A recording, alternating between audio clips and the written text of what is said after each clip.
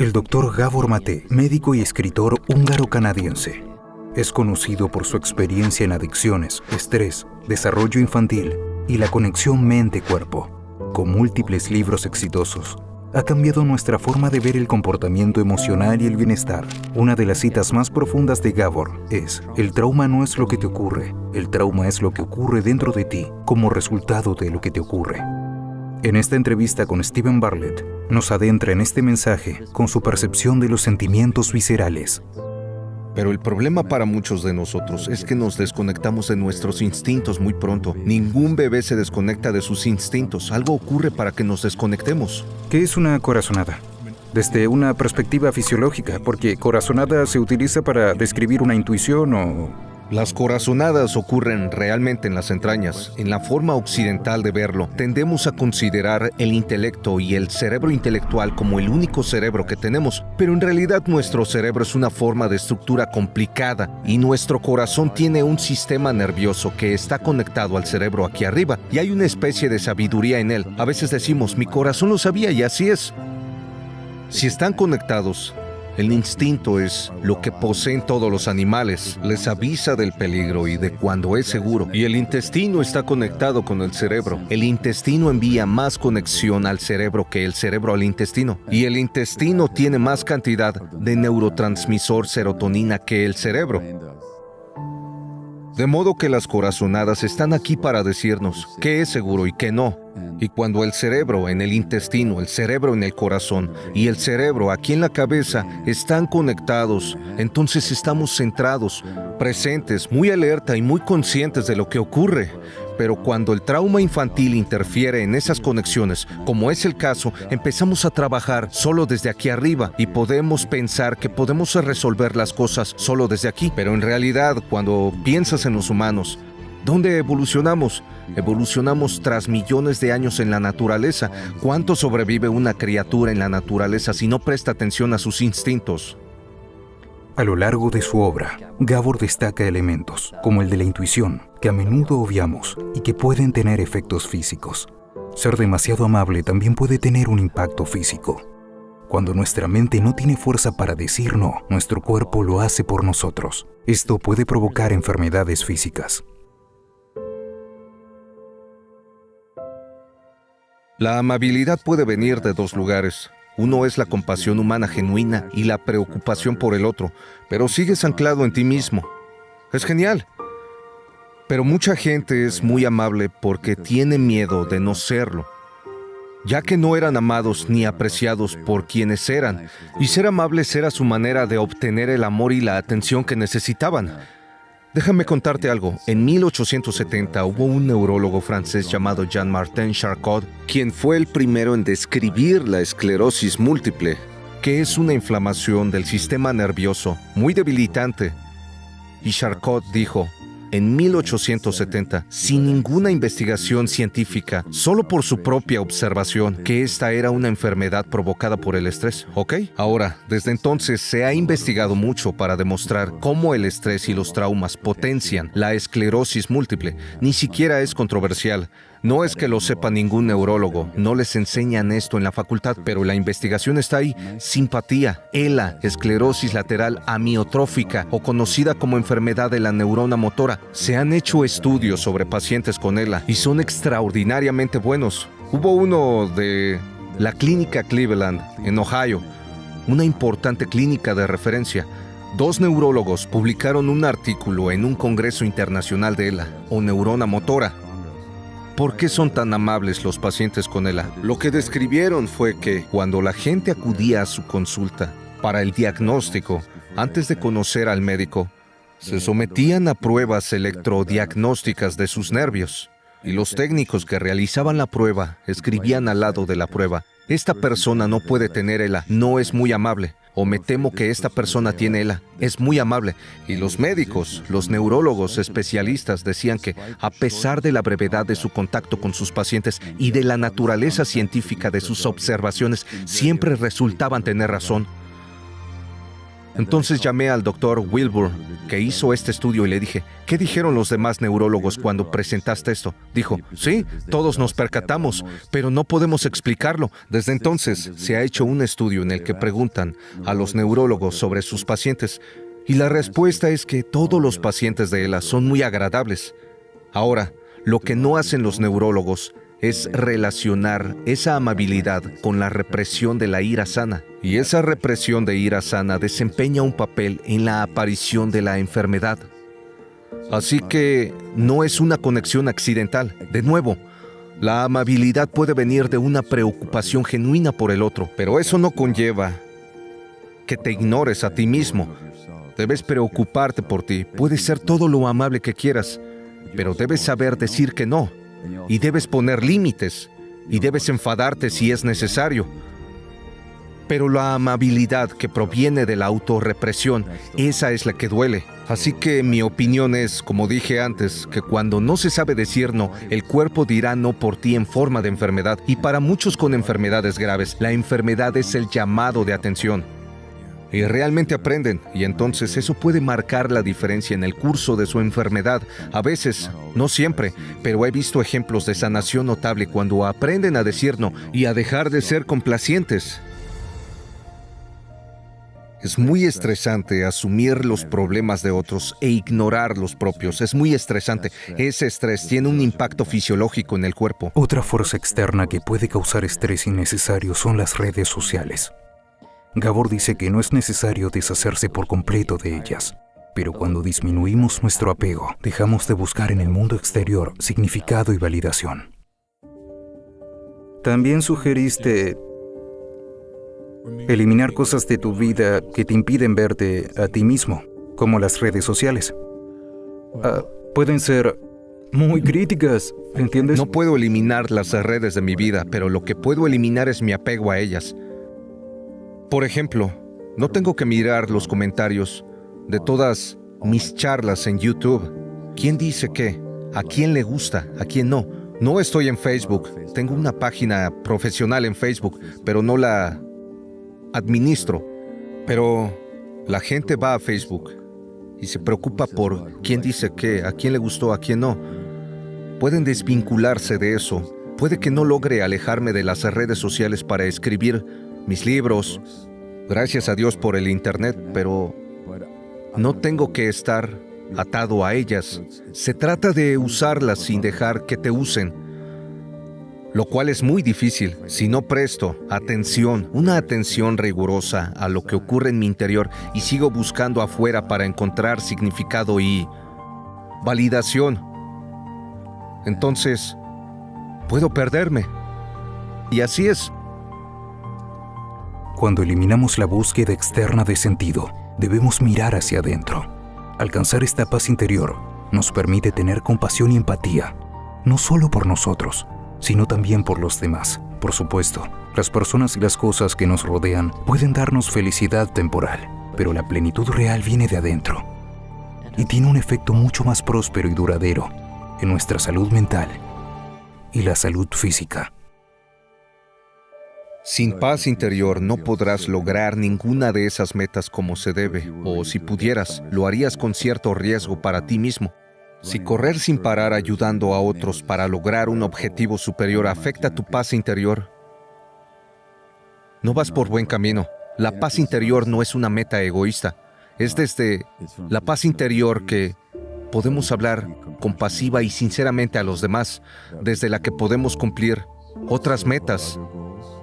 Eckhart Tolle habla de nuestro propósito interior y exterior. Tú mencionabas varios propósitos externos, y por eso existe esta, creo, si me permites el diagnóstico o el análisis, por eso existe la desconexión que dijiste, porque esas metas eran mayormente externas. ¿Y cuáles son las metas internas? ¿Paz interior? Muy bien. Sí. Ahora debes añadir eso a la mezcla, porque de momento cuando tu libro aparece como número 1 en la lista de bestsellers o solo aparece ahí, sientes algo de paz interior, pero es adictivo. Hay un maravilloso médico e investigador, Vince Felitti, que dijo, es difícil tener suficiente de algo que casi funciona. Y Sí, puedes conseguir esa paz interior temporal, pero ves los efectos a largo plazo de la adicción al trabajo. No es paz interior, puedo decirlo. Puedo decirte tras mucha experiencia que ni siquiera importa el éxito que tengas allá afuera. Empezamos la conversación con esto. Nunca te dará paz interior. La paz interior no viene de afuera. No es una meta que alguien te haya dado. Es algo a lo que tienes que llegar tú mismo. Pero, ¿cómo podemos lograr realmente la paz interior? Una práctica eficaz es la meditación. Una de las formas más populares de meditación es la respiración controlada. Si ralentizamos la respiración y nos centramos en nuestro cuerpo unos breves instantes al día, podemos tomar conciencia de esta función corporal subconsciente y usarla como portal a la paz interior.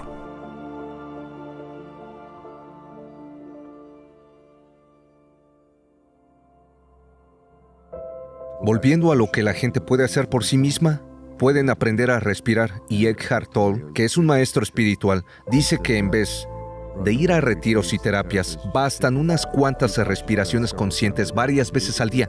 No es por descartar lo otro, pero eso es más importante que cualquier otra cosa. Curiosamente, Buda enseñaba a sus monjes. De hecho, uno de los ayudantes de Buda, Ananda, le preguntó: «Oh santo, ¿sigues meditando?» Y él respondió: «Sí». «¿Y qué tipo de meditación practicas?», dice Ananda, y Buda dice: «Observo la respiración». Así que en la meditación budista, y no estoy aquí para defender ninguna vía en particular, no practico ninguna religión, pero, oye, este es un hombre muy sabio.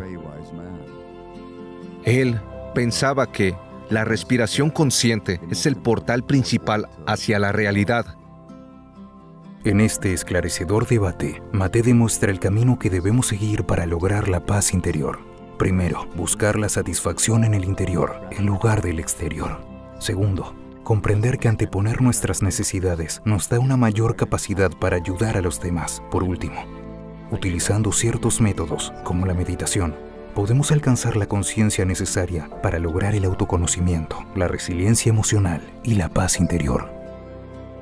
Fue curioso que de repente dijera: la religión se acabó y ahora reside en las artes. O sea que la información y la vida espiritual estará ahora en las artes visuales y musicales.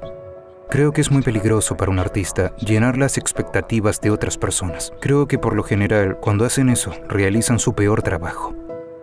Quizá tengamos que existir y vivir con la idea de que solo tenemos un día a la vez. Si pudiéramos hacerlo, estaríamos haciendo algo realmente grande. Creo que lo que Internet le hará a la sociedad, tanto bueno como malo, será algo inimaginable.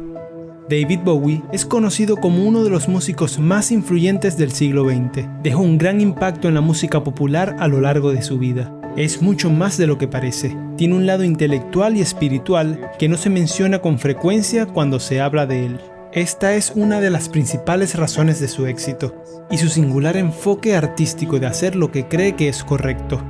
No hagas cosas para agradar a la gente. Pero también creo que eso no se aprende sino mucho más tarde. Pero no trabajes nunca para otras personas en lo que haces. Recuerda siempre que empezaste a trabajar porque dentro de ti había algo que sentías, que si lograbas manifestarlo de alguna manera, entenderías más sobre ti mismo y sobre cómo coexistes con el resto de la sociedad.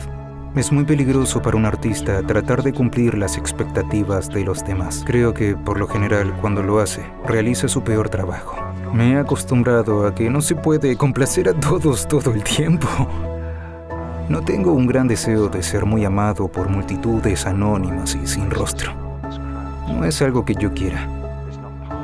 Y otro consejo: si te sientes seguro en la zona en la que trabajas, no estás en la zona adecuada. Métete un poco más en el agua, a una profundidad a la que no estés acostumbrado. Ve un poco más hondo, y cuando no estés tocando fondo, estarás en el lugar adecuado para hacer algo interesante. Otra visión curiosa que tiene David es la idea de que los puntos de vista artísticos son disfuncionalidades. Más que llevar un estilo de vida estable y sostenible, ser artista es dar un paso hacia lo desconocido, eliminando las reglas estereotipadas de la sociedad. A menudo me pregunto si ser artista de cualquier tipo, de cualquier naturaleza, es prueba de tener algún tipo de trastorno, una disfuncionalidad social. Es extraordinario querer hacerlo, querer expresarse en términos poco comunes. Creo que querer hacerlo es una especie de locura. Para mí el enfoque más sensato y racional de la vida es sobrevivir con tenacidad y crear un hogar protector y un entorno cálido y amoroso para la propia familia en el que puedas alimentarlos. De eso se trata. Todo lo demás es adicional. La cultura es algo adicional. Supongo que la cultura es un regalo. Es algo que solo necesitamos alimentarnos. No necesitamos platos de un cierto color o sillas de cierta altura o nada más. Es decir, cualquiera nos serviría, pero tenemos 1000 tipos de sillas y 15 tipos de platos diferentes. Es innecesario y es una señal de la parte irracional del ser humano, creo. Una de las citas de David más fascinantes es: la religión es para los que temen ir al infierno, la espiritualidad es para quienes han estado allí. Parece reflejar sus conocimientos espirituales y sus estudios sobre el budismo. Cuando tenía unos 18 años, estudié durante 2 o 3 años el budismo tibetano. Mi maestro, Chimi Yongdong Rinpoche, acababa de llegar del Tíbet, donde tenía sus seguidores. Lamentablemente, la mayoría de ellos fueron fusilados por los chinos cuando trataban de escapar hacia la India. Aunque tenía unos 2000 seguidores, le quedaron solo 50 o 60, porque les disparaban desde los helicópteros. Afortunadamente, él logró escapar con vida y trató de que yo tuviera una opinión informada sobre el budismo. Yo no diría que yo era un buen budista. Al final me recomendó que me dedicara a la música y no que me cortara el pelo y me convirtiera en lama. Pero lo que me dejó fue el sentido de la trascendencia y el cambio, que se convirtieron en aspectos fundamentales de mi vida, de mi forma de enfocarla y de no aferrarme a nada. No creer que hay algo que durará toda la vida eterna. Y eso hace que sea muy fácil dejar las cosas materiales o físicas. Y se vuelve mucho más importante buscar la fuente del propio ser. Y supongo que ese ha sido mi viaje personal. Descubrir dónde está mi riqueza espiritual, dónde está mi vínculo con el orden universal. Y eso puede convertirse en una búsqueda vital. Y creo que eso es, como compositor, en lo que más me involucro probablemente. Era un maestro zen en un templo en Kioto que me gustaba mucho. Fue de lo más curioso. De repente dijo, la religión se acabó y reside en las artes, y que la información, la vida espiritual, se encontraría en las artes visuales y musicales. Lo que me pareció un comentario muy sorprendente en un maestro zen de 70 años. No recuerdo el filósofo que a principios de siglo dijo que tenemos que acabar con Dios para poder reinventarlo. Y creo que esto está ocurriendo a finales de este siglo. Tenemos que encontrar el foco de nuestra fuerza religiosa en un área totalmente diferente de las formas antiguas y casi medievales a las que se espera que nos sometamos. Hay un término que usan los agnósticos, que es el Dios más allá de Dios. Y creo que existe la sensación de que estamos tratando de encontrar un mérito en el caos que percibimos como nuestra existencia. Y para alguien como yo, que viene de una educación judeocristiana, hay algo que tiene que ver con la idea de tener un Dios que es un juez, un padre y un árbitro de la moral y de lo que sea. Parece demasiado simbólico, demasiado simple. Y creo que la idea que tenían los primeros agnósticos es que hay algo profundo, la profundidad del Dios más allá de Dios. Hay algo más allá que no se puede llamar una entidad singular, que lo impregna todo. Y sigo creyendo que esa es tal vez una de las mayores búsquedas que he hecho en mi vida. No estoy seguro de cuánto me he acercado, pero sé que es algo que nos pasa a la mayoría de los que nos dedicamos a las artes, a escribir o a expresarnos. Cuando uno se expresa, también intenta expresar su existencia. Así que está todo englobado en lo mismo.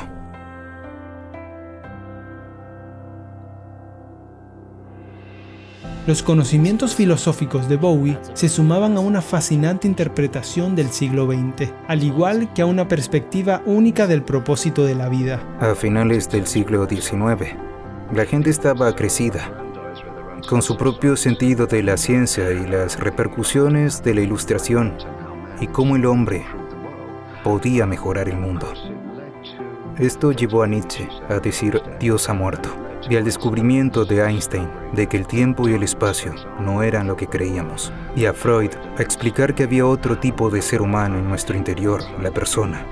Todo esto llevó a la idea de que lo que habíamos conocido hasta entonces estaba mal, todo. Así que empezamos el siglo XX, haciendo borrón y cuenta nueva. Ahora somos dioses, y lo más grande que hicimos como dioses fue crear la bomba. Éramos buenos haciendo eso. Y en los años 50 y 60, las repercusiones de lo que habíamos hecho defendiendo nuestra idea de moralidad, creándolo todo nosotros mismos, destruyeron de tal manera nuestra respuesta a lo que deberíamos estar haciendo en la vida, que terminó en el caos que tenemos ahora. No tenemos vidas espirituales de las que hablar. Hay nuevas cuasi-religiones, pero ya no existe un sentido claro de cuál es nuestro propósito en la vida. Ahora bien, esto puede ser bueno, pues podríamos demostrar que, de hecho, no tenemos un propósito. ¿Somos lo suficientemente crecidos o maduros para existir así? ¿Somos lo suficientemente maduros para aceptar que no hay un plan, que no vamos para ninguna parte, que no hay inmortalidad al final de esto si seguimos evolucionando?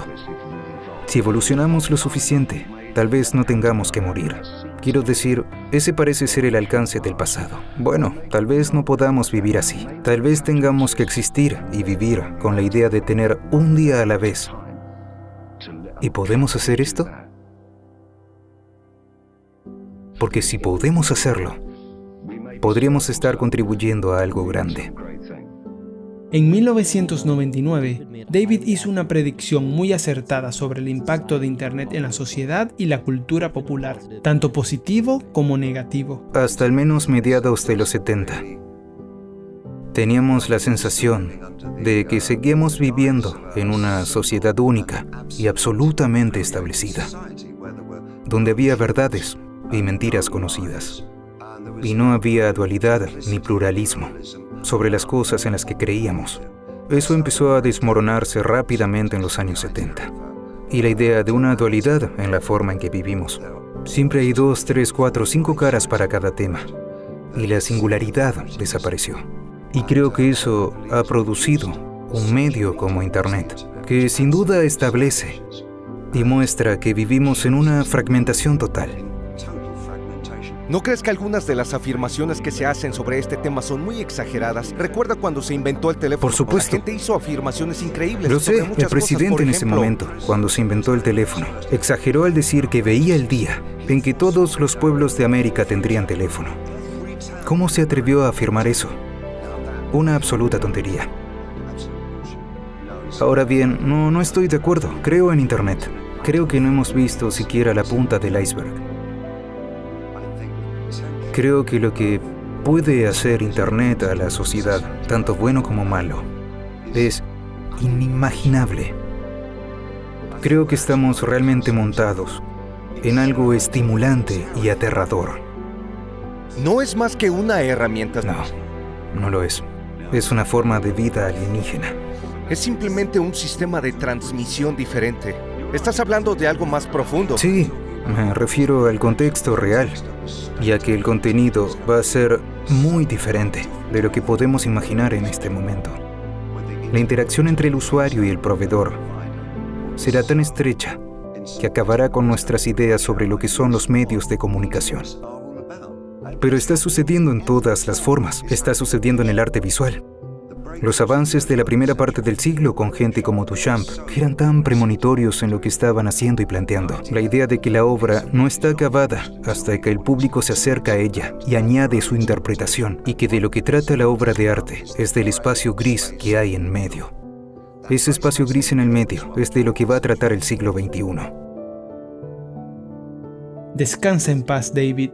Tu música y tu intelecto perdurarán más allá de tu muerte.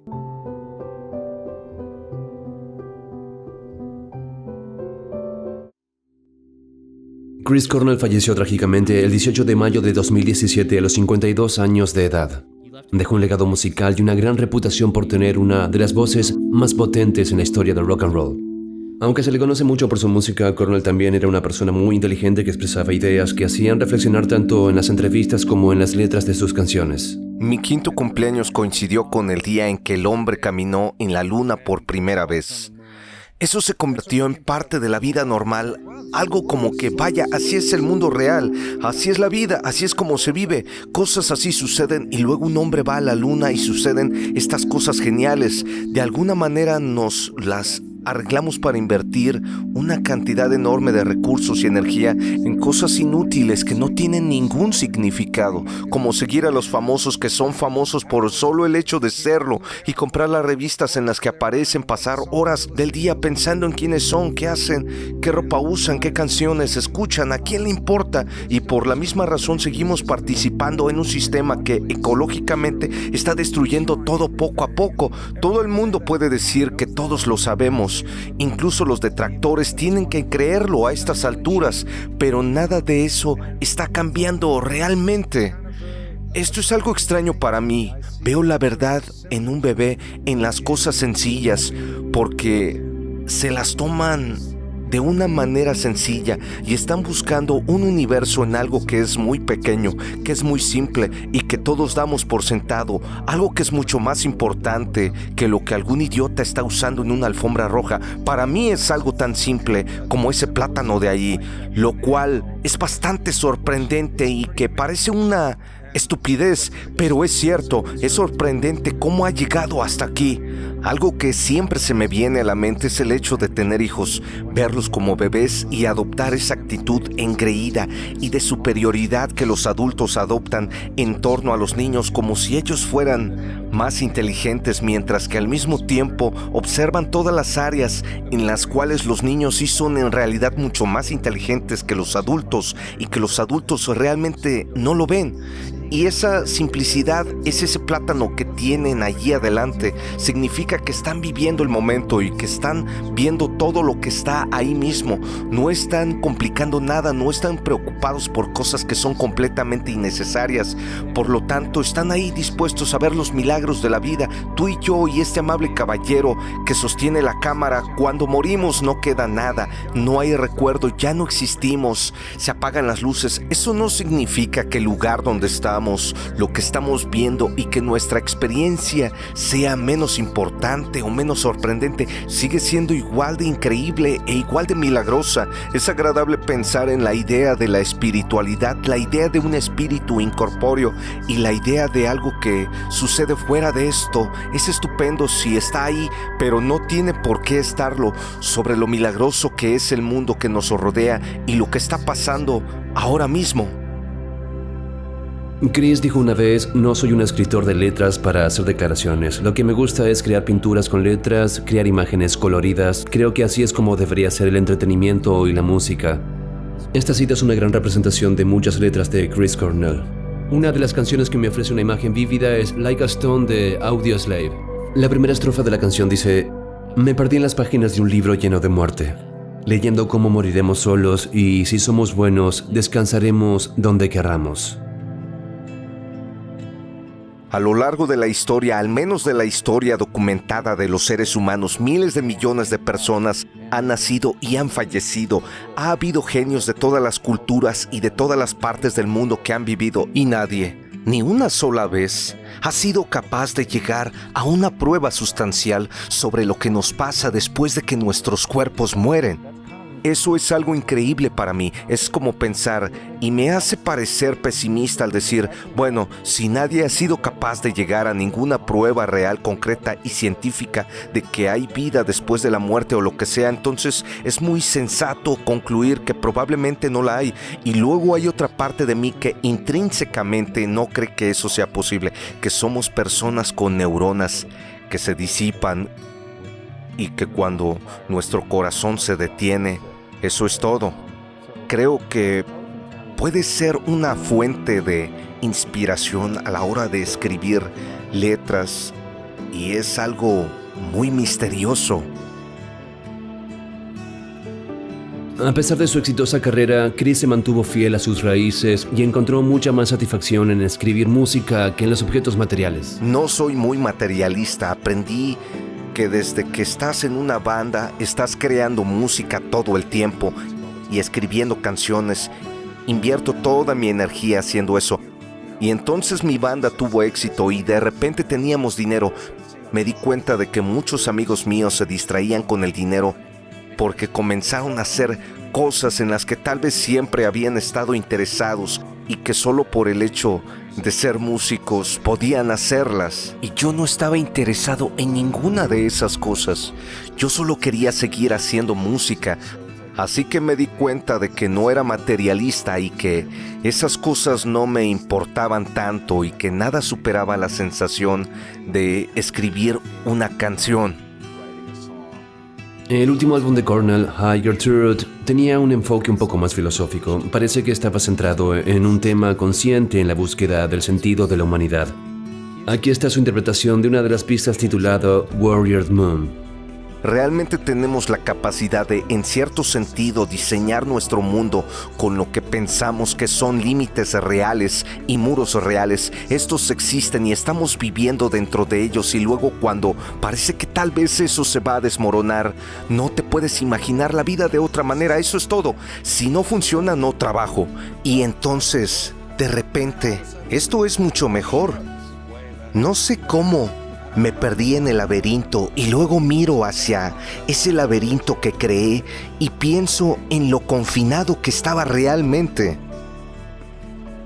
Creo que a todo el mundo le pasa al menos una vez en la vida, pero quizá a algunas personas les pasa una y otra vez.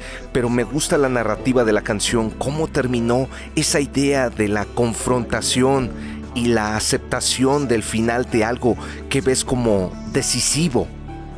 Tú, de manera personal, lo eres todo, y en el momento en que eso se disipa, que se esfuma, nunca es el momento dramático que creemos que es. No es la ojiva nuclear que estalla, simplemente no está ahí, y luego tienes que seguir adelante. Un ser humano puede crear una canción, un poema, una pintura, cualquier cosa que despierte algo en su interior y otra persona esencialmente también se verá conmovido por eso, no por mi historia, pero de alguna manera evoca imágenes o sentimientos en ellos y les permite sentir algo en su historia. Y si no puedes hacer eso, creo que estás perdido. Lo que creo que es importante para cualquier persona es ser capaz de comunicar y transmitir sus sentimientos.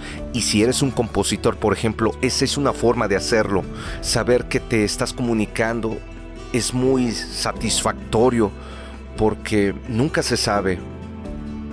Ya he estado en esa situación en la que sentía que una canción funcionaba de una manera que creía que se comunicaría fácilmente y luego, después de un tiempo, me di cuenta de que realmente no funcionaba así, no lo hacía y entonces me preguntaba ¿por qué? ¿En qué me he equivocado? Esa es la parte que creo que es un reto para la música. Descansa en paz, Chris. Tú y tu música serán recordados para siempre. Intento hacer mi música acerca de mis experiencias. A veces siento que estoy en el planeta equivocado. Me siento muy bien cuando estoy en mi jardín, pero en cuanto salgo pienso, ¿qué rayos estoy haciendo aquí? Yo creo, como muchos budistas e hindúes creen, que volvemos aquí. Cuidado, chico, es algo que hiciste. Dios sabe cuándo, pero lo volverás a hacer. Sabes, el pasado, el presente y el futuro son solo un gran ciclo. Y este ciclo, el continuo infinito del tiempo y el espacio en sí, que abarca lo que somos desde la concepción hasta el polvo, desde la infancia hasta la vejez, es lo que crea la esencia de nuestro ser. Y aunque mucha gente asociaría nuestro ser con nuestros cuerpos físicos, no es así para el legendario George Harrison. George explica que en realidad somos espíritus metafísicos encerrados en cuerpos. Todo depende del individuo, de lo que manifieste dentro de sí. En cuanto al valor de las cosas, toda la vida debería ser una experiencia espiritual, porque somos espíritus encerrados en cuerpos. La gente lo olvida y piensa que solo son un cuerpo, pero somos espíritus en cuerpos. Podemos ver nuestros espíritus como nuestro yo más real y libre, encerrado en una forma física. Y cuando se libera de nuestro cuerpo, George afirma que nos abrimos camino hacia otro, el mismo núcleo en otro físico. Esto se conoce como reencarnación. Aquí explica cómo la reencarnación es un resultado del karma. Lo que somos ahora es el efecto de lo que hemos sido en el pasado. Y yo, a través de este hinduismo, creo en la reencarnación.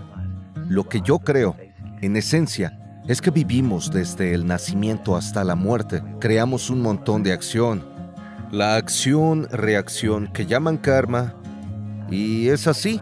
Es como crédito y débito. Es como una cuenta que al morir, tu cuerpo físico básicamente llega a su fin. Seguimos adelante y más tarde volvemos a intentarlo en otro cuerpo, porque las escrituras dicen que no hubo tiempo en el que no fuéramos y nunca habrá un tiempo en el que no seamos. Es muy filosófico, pero es lo que el Señor enseña en todas las escrituras. El cuerpo físico es lo que cambia y es efímero. Todo el que está vivo nace. De algún modo, es una posición o una situación o un país o una época que es el resultado directo de acciones pasadas, de sus reacciones. La acción-reacción y la vida y la muerte son lo mismo. Dicen que nacer es la causa de la muerte. Todos se preocupan por la muerte, pero para no morir, basta con no nacer, porque cuando naces, automáticamente morirás, pues el nacimiento y la muerte van de la mano. Así con la acción-reacción, el karma y el renacer. Creo que esto es ir muy lejos para decir, ¿cómo es que los Beatles hicieron eso? No lo sé. Solo puedo decir que lo que fuera la química de 4 personas que nacieron, entonces, basada en lo que fuimos en el pasado, en ese lugar, en esa época, con todos los demás, es relativa. Creo que es como cuando conoces gente. Creo que muchos de tus amigos son personas que fueron tus amigos en otras vidas. Y creo que la gente que, si odias a alguien, seguro lo seguirás odiando vida tras vida, a las mismas personas. Es lo mismo que Tchaikovsky sepa tocar el piano y que un chico sea inteligente. Todo se debe al karma. Estas creencias vienen de lo que sabe George del hinduismo. Adopta la perspectiva hindú de que hay una verdad tras todas las religiones. De hecho, sus opiniones sobre religión pueden resumirse en esta afirmación: uno de nuestros problemas perennes es si existe o no un Dios. Desde el punto de vista hindú, cada alma es divina. Todas las religiones son ramas de un gran árbol, no importa cómo lo llames, con tal de que lo llames. ¿Te consideras hindú? ¿Te etiquetarías como tal? A un nivel de solo hablar de religiones y budistas y esto y lo otro, una de las cosas que enseña el hinduismo es que hay una verdad tras toda religión. Así que, sí, la verdad, soy hindú. En el fondo soy hindú, pero eso significa que me identifico más con las enseñanzas del Gita que con las de la Biblia. Pero eso no lo dice la Biblia. Solo que desde el punto de vista cristiano nos han enseñado lo dolorosa que fue la crucifixión y demás, mientras que desde el punto de vista hindú todo es lúdico. Krishna, como nombre del Señor, es juguetón. Para disfrutar, es intentar disfrutar los momentos. Pero eso no implica desprenderte del pasado o del futuro, sino ser consciente de estar ahí, ahora, estar contento, hacer el papel que te toca, Es lo que hacemos. Yo hago el papel de ex-Beatle, George. Tú haces el papel de Dave, entrevistándome.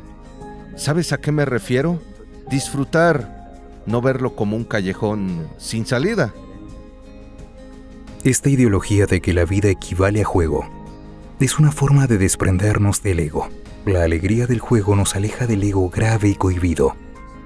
Este cambio en el ser finalmente nos acerca a la conciencia de dicha y a eso que llamamos Krishna o Dios. Piensas en yo. Yo soy esto, yo hago eso, yo hago esto. Yo, mío, mío, mío. Por eso intento ir más allá del yo, o del mí, o del mío, lo cual es egoísta. Y el ego no es nuestro yo real.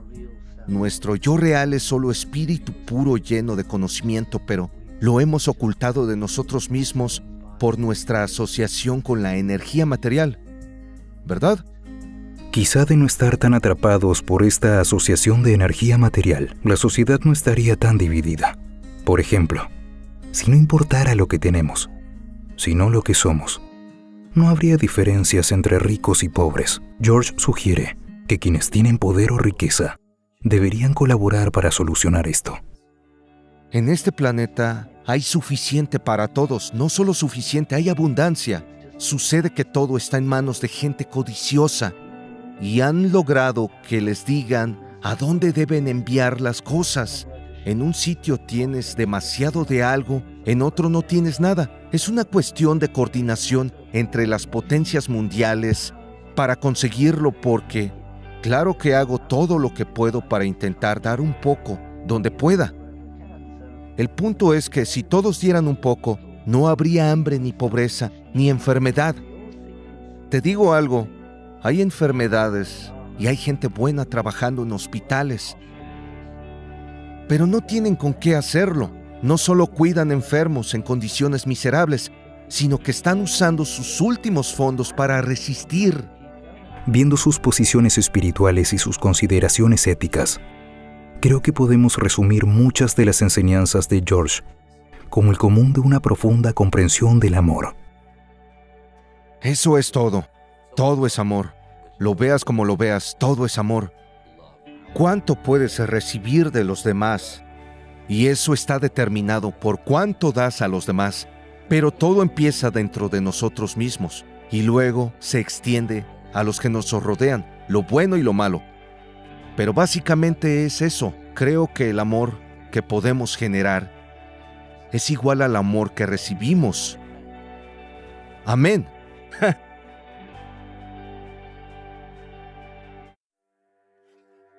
Robin Williams es un hombre amado por muchos, conocido por su genialidad cómica y su actuación.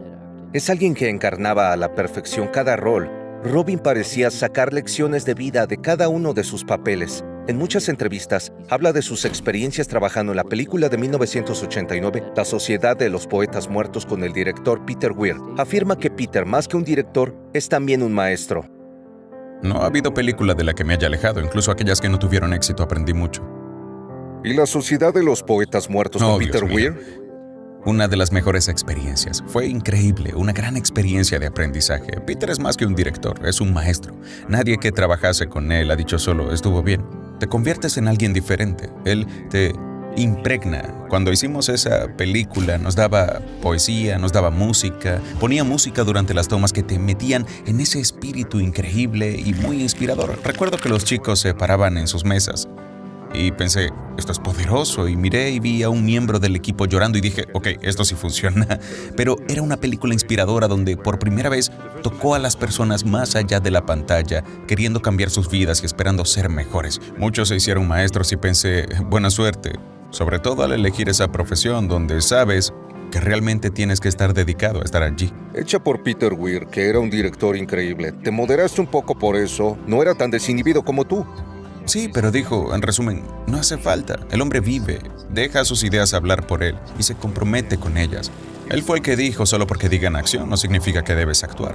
Y es genial, es muy liberador decir solo, debes estar. Y eso es genial, fue maravilloso. En El Rey Pescador, Robin es un hombre que se queda catatónico tras ver morir a su esposa. Es una película difícil de explicar, dadas sus muchas y complejas capas. Incluso a Robin le cuesta explicar su significado, aunque sus palabras lo harán mucho mejor que las mías.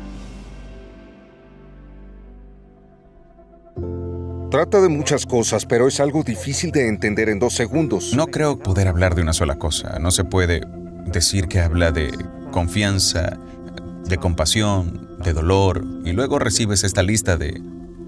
En todo caso, si en algo se basa, es en la compasión. Y en ese sentido utiliza el mito cristiano del rey pescador, que trata de la naturaleza de la compasión y lo que es. Y no es buscar por todas partes cuando está ahí frente a ti, enfrentar el dolor más simple. Ver a alguien es como la última línea de la obra. No vi a un rey, solo a un hombre que tenía sed. Es así de simple y debe ser un tonto quien no lo haga. Casi suena budista. Es algo que es tan simple pero que a la vez se pierde. La gente dice es sobre la indigencia, no, es sobre personas dañadas. Él en esencia tiene un hogar, vive en el sótano de un edificio, pero habla de tratar con la gente más allá del nivel de si les doy dinero se irán, ¿no es así? Intentan rehacer su vida. 4 personas que intentan rehacer sus vidas y conectar con otros. Al final es lo que tienes. Está la increíble soledad que puedes sentir hasta llegar a crear una persona distinta con la que tratar, de la que liberarse, redimirse, reencontrarse a partir de un suceso terriblemente traumático que ocurre todos los días en América. Es casi imposible hablar de Robin Williams sin mencionar sus comedias.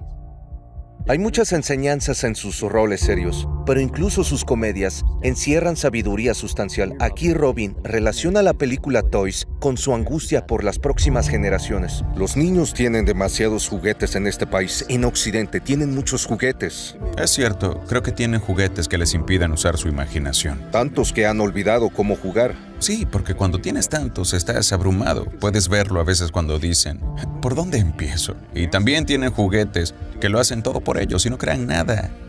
Son interactivos, tienen los que dicen, hola, ¿cómo estás? Siempre me asusta que esos te despierten un día con un cuchillo y digan, no me gusta papá. Eso es lo que tienes que recordar. Hasta los videojuegos. Yo juego con mi hijo, pero parece que todo está hecho para ti, no tienes que imaginarlo. También es algo peligroso porque te centras solo en el juego y no te relacionas, solo estás así. En la película Fern Gully se sensibiliza sobre la selva australiana. También habla de los bosques americanos en esta entrevista.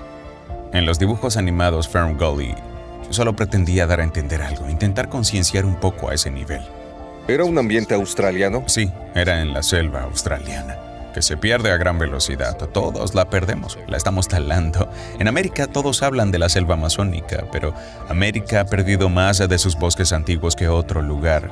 Se han ido para venderlos a los japoneses, para hacer paneles. La gente quiere oír a Robin Williams decir eso. No queremos a un cómico que nos distraiga de los problemas que no podemos resolver. Sí, estaría bien, y luego al final todos haremos comedia y yo diré, ¿no odias cuando se te atasca el filtro de oxígeno? O sea, puedes distraerlos o concienciar, y la comedia puede hacer eso sin, ya sabes, forzarte a nada. Muchos consideran a Robin Williams uno de los mejores cómicos y actores del mundo. Pero ¿de dónde saca la inspiración?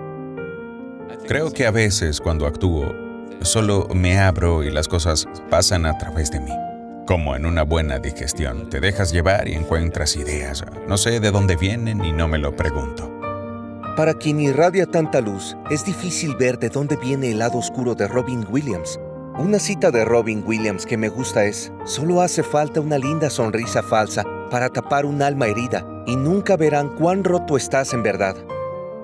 Me pregunto cuánto tiempo se ocultó tras su sonrisa falsa. Sí, allí entiendes esa pieza tan atemorizante de Marceau, en la que el hombre queda atrapado en la máscara cómica. Sí, yo también hacía algo como eso llamado Celebrity, sobre un hombre que está con una gran sonrisa y se va a la casa y se quita. Y es un monstruo sí, con... es algo muy, muy extraño. Porque a veces mantener eso da mucho miedo. Y no poder salir de ello. Es cierto, dijiste que a veces la gente quiere que seas de cierta forma. Y a veces no puedes evitar deprimirte, la naturaleza de ser. ¿Cómo superas eso? Todo artista experimenta cierta depresión. Una vez vi un show de Steve Martin que me pareció excelente y dijo, esa noche no me sentía divertido, pero al final lo logré. En automático, hay algo en tu camino. Habrá cosas que sabes que puedes hacer y funcionarán. Pero a mí me encanta aprovechar e improvisar. Es la mayor alegría del mundo cuando pruebas algo nuevo, recibes sugerencias y juegas y haces algo nuevo. Me encanta lo desconocido, lo especial. Robin fue muy abierto sobre sus adicciones a lo largo de los años. Pero ¿cómo empezó esto? ¿Y dónde se encuentra el valor para dejar estos hábitos? ¿Recuerdas el comienzo? ¿El comienzo? No. ¿Fue algo gradual? Fue muy gradual. Y ya estás en marcha. Y claro, hay gente que podría decir, ¿necesitabas cocaína? Sí, es algo redundante. Eres tan rápido sin ella como el más adicto. Sí, es esa cosa rara de creo que lo hice porque me permitía no hablar. Era como medicación inversa. Le dan Ritalin a los niños hiperactivos por esa idea de, no tengo que hablar con la gente. Como si te apagara. Y es... ¿Qué tan difícil fue superar el problema la segunda vez? No lo es con rehabilitación. La rehabilitación es el inicio de... La idea es que debes rendirte. Debes decir, no puedo hacerlo porque... Fui a rehabilitación con médicos y psiquiatras. Cuanto más inteligente te crees, más difícil es soltarlo. Dices, tengo la solución, voy a beber un poco. Y entonces piensas, no, tú pierdes, no puedes, busca ayuda. Y en ese punto empieza todo. La cita más conocida de Robin Williams, creo, es que la cocaína es la forma de Dios de decirte que ganas mucho dinero. Porque conocí gente que de verdad aspiraba sus ingresos. Lo aspiraban todo. La verdad es que muchas veces no tienes que pagarla si eres famoso porque igual te la darán, pues les da cierto control sobre ti. Porque una vez te atrapa, harás lo que sea, hablarás con quien normalmente no hablarías y te quedarás hasta las 4 de la mañana. Y eso es ridículo. ¿Y por qué lo hacías tanto? No lo sé, me decían, ¿acaso eres adicto? No, todos lo son. Todo el mundo te ofrece en un punto. Es desarrollar esa habilidad que tratan de enseñar a los niños a decir no. ¿Por qué hacerlo? Está por doquier. Una parte de mí luego entendió que solo era ese deseo. Era una gran manera de evitar a la gente. Los conocías parcialmente, pero también te alejabas. Es genial no hablar siempre con la gente. ¿Cómo te libraste? Ahora veo que es ridículo. Estaba a punto de tener un hijo y no quería decir, son las 4 de la mañana, ¿quieres jugar? No quería perderme eso. Con la bebida te lanzas al vacío. Un tipo saltó del puente Golden Gate y sobrevivió. Le dijeron, ¿tienes algo que decir? Dijo, sí, mientras caía pensé que era mala idea. Tenía 20 años sobrio y de repente pensé, ¿podría volver a beber? No puedes. El 11 de agosto de 2014, una de las personas más divertidas e influyentes del mundo falleció. Descansa en paz, Robin. Tu legado vivirá para siempre. Es sorprendente porque no se espera que a un conserje le apasione su labor, pero lo acepta y hace su trabajo. Y pienso en los periodistas, en primer lugar. Tienen que sentir pasión por aquello sobre lo que escriben, antes de convertirse en periodistas. Casi siento que la gente no me cree, que soy un mentiroso patológico porque siempre estoy defendiéndome. La gente aún no ha evolucionado tanto como para cuestionar lo que se publica. Incluso yo soy muy malo en eso también. Creo muchas de las cosas que leo. Nunca he conocido a mis ancestros. Ni siquiera supe hasta este año que el apellido Cobain era irlandés. Lo averigüé buscando en las guías telefónicas nacionales. Encontré una señora en San Francisco que investigaba nuestra historia familiar. Vinimos del condado de Cork, que es realmente una extraña coincidencia porque cuando estuvimos en Irlanda tocamos en Cork y todo el día anduve aturdido. Nunca me sentí más espiritual en mi vida. Fue la sensación más extraña y lloré durante todo el día. Fue lo más extraño. Desde entonces, desde hace unos 2 años, he sentido que soy de Irlanda.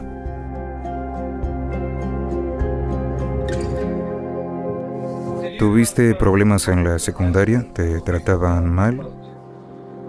Era un chivo expiatorio, pero no porque me molestaran todo el tiempo. Casi no se metían conmigo.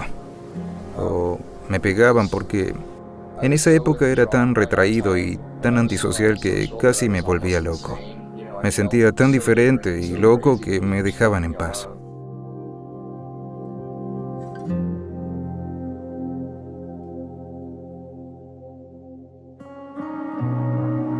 Como no podía hacer amigos con los que congeniase, acabé saliendo mucho con chicas.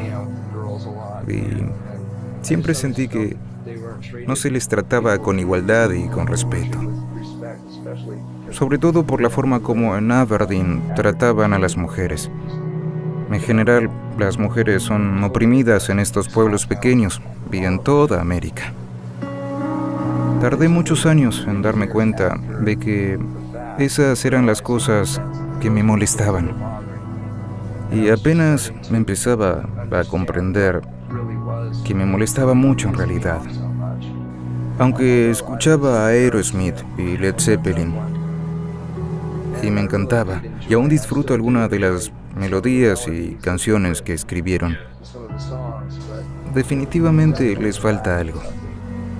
Tardé muchos años en darme cuenta que había mucho sexismo, y eso me aburría. Me emociona un poco saber que he ayudado en algo a librarme de esa gente, o al menos hacerles reflexionar sobre lo que han hecho en los últimos 10 años. ¿Tuviste problemas con gente que creía que eras gay?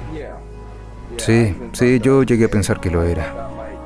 Pensé que esa sería la solución a mi problema en algún momento de mis años de secundaria, aunque nunca experimenté con ello. Tenía un amigo gay. Y esa fue la única vez que experimenté la confrontación real de la gente. Porque durante años, como dije, básicamente me tenían miedo. Y cuando empecé a andar con esta persona que se sabía que era gay, empecé a pasar por mucho y la gente me amenazaba con pegarme y eso. Y luego mi mamá me prohibió seguir siendo amigo suyo. Y fue muy devastador porque por fin había encontrado un amigo hombre al que abrazaba y le tenía cariño. Y hablábamos de muchas cosas. Para entonces yo empezaba a armar mi rompecabezas y él jugó un papel esencial. Me parece que, volviendo a esto de las políticas gay, es una de esas cosas que te diferencian de muchos otros grupos, porque aún no hay muchos grupos en el ámbito popular que hablen de esas cosas o las admitan, pero parece estar mejorando. Por fin se acepta la música alternativa, aunque de una forma bastante triste en lo que a mí respecta, pero al menos la conciencia está ahí. Y eso es muy beneficioso para los más jóvenes.